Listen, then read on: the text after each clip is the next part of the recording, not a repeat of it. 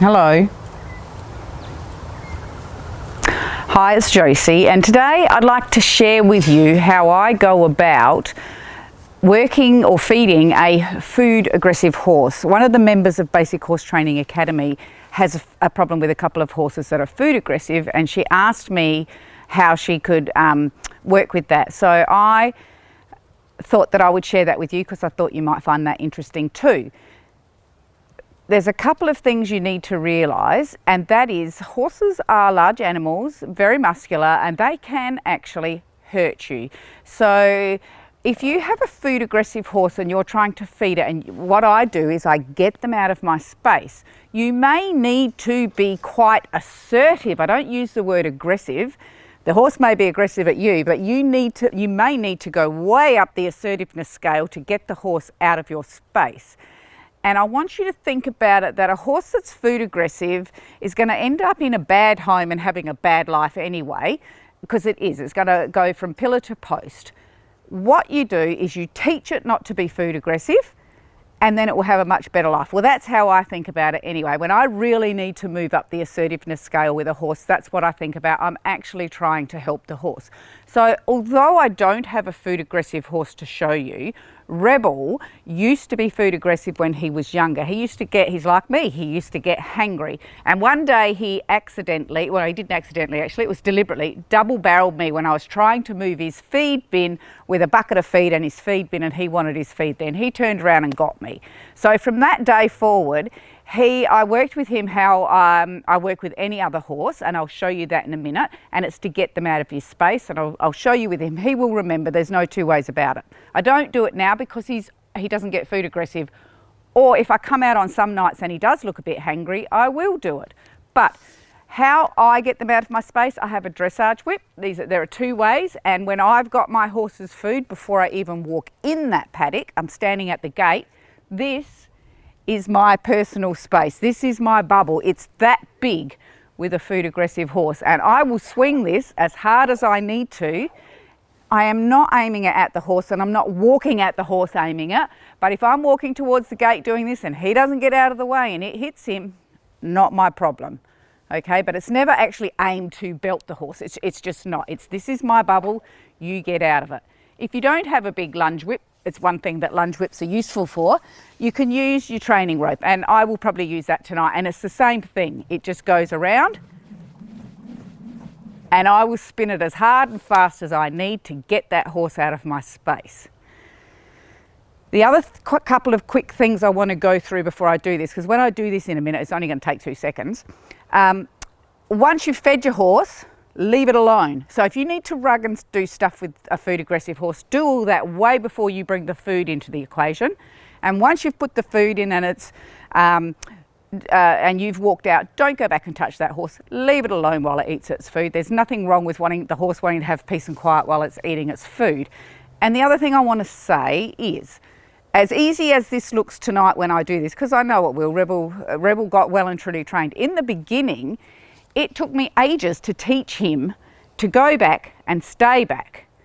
He would start to come in, I'd have to send him out. He'd start to come in, I'd have to send him out. So I always make sure that I've got enough time to do the training properly with the horse, because if I just chuck the feed in as he's walking in and run away one night because I don't have time, that's not training. That's being actually a very poor trainer, and it's unfair on the horse. So always make sure you've got the time to do it properly.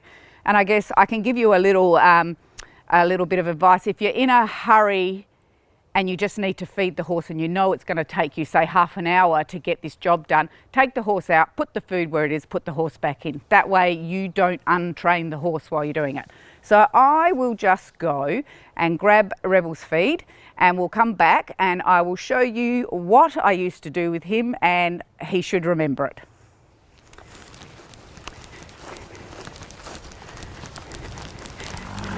So here's Rebel. Yep, he's getting a little bit, he gets a little bit hangry, and although he's been quite calm tonight, sometimes he'll belt up and down there. I have another way to deal with that. Yep, there. Okay, so I'm outside of the paddock now. I'm not going in there. He's going to go away. Go, back, back, back. Oh, he's giving me a bit of attitude tonight. So he can go back, and I have in my head that's about where I want him to stay, and he can stay there. He can stay there until I've finished. You've got to have eyes in the back of your head here. So I do not let him, he's stepped forward. You see that? Back. Go on, get back. Go on, I'm going to push him back until he goes back to where he was. I'm pedantic.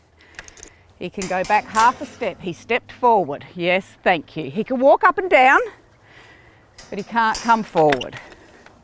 And you need to be pedantic. You can't change the line, guys. I can see where I've picked the line in my head. So he stays there till his feed goes in. Whoops, I'm watching him. He hasn't stepped over it yet. It's literally, now he has. Good, he's actually back. I want him back, so this is, whoops, so much, oh, I've got my rope in my hand. So much for me. Go on, back. Good. I take the pressure away when he walks away. He can stand there, he can walk around, but he can't come close to me. And he's way out of my bubble. And I'm watching him while I'm doing this. I know where that line is. It's literally right in front of that right hoof of his. Nope, he's come in now. He can go back. This is as pedantic as you need to be. Go on, back. Good boy. He can walk up and down. That's fine. Oh, I think I need to get my husband to fix this feed bin. I think it's a bit busted. Better be rebel busting it. So I'm watching him. He can go up and down there, but he cannot come forward like he has there. He has come forward at me. He can go away.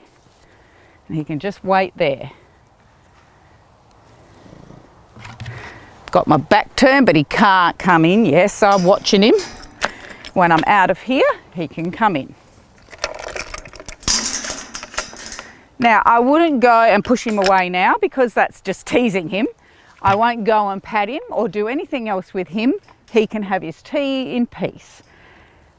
It didn't take very long tonight, obviously, but honestly, in the beginning when I was first doing this with him, I think he was about, I started riding him, so he's probably a 5-year-old when he did that.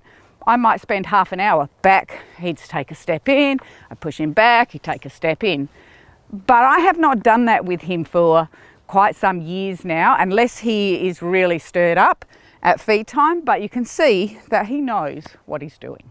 So I hope that's of some help for you, and thanks for watching.